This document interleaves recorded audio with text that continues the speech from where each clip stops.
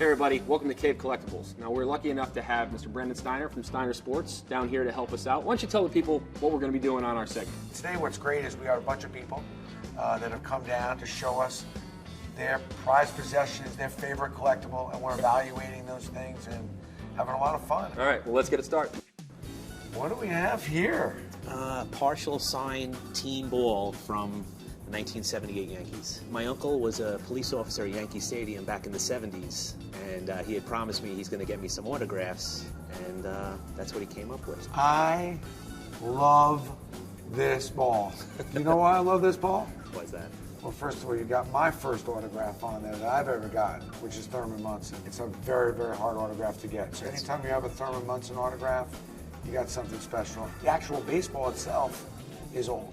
Right. We kind of like that. So, you know, a lot of times people have balls, they have a bunch of autographs on them, but they're from current day baseball with the old signatures on there. Right. So I like the dual part of that, and I love the Thurman Munson part of it. So, Joe, before I tell you what I think this is worth, what were you thinking before you came in, what this is worth?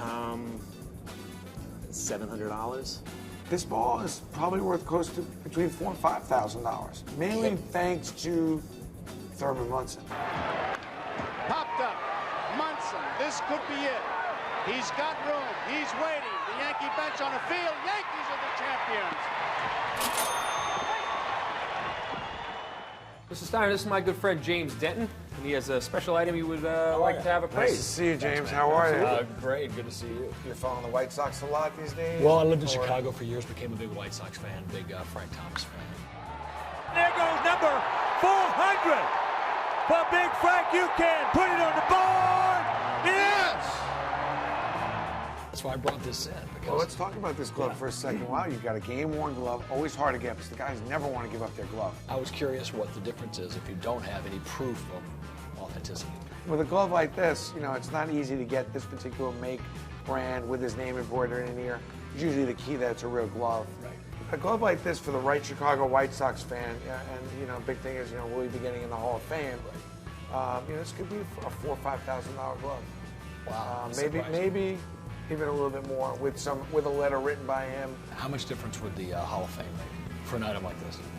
This would, you know, at some point climb up to maybe almost double. Mr. Steiner, I have a collectible that I'd really like you to appraise. It's from my dear friend Joba Chamberlain, New York Yankees reliever, and this is the actual can of bug spray that he used to get all the gnats off of him in Cleveland in the playoffs a couple years ago.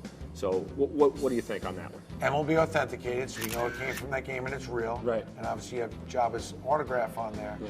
This is a moment in time, and when you talk about collecting, it's first, last, your first hit, your last at bat, and moments. Right. We all remember that moment with the bugs just all over Joba, all over the hat, him trying to stay focused. Believe it or not, we sold this hat from that game for quite a bit of money, and there are a lot of people that would love this item. I think this probably would go for around $2,000 or $2,500 bucks. Well, thank you so much for being here. Cave Collectibles. We'll see you next time.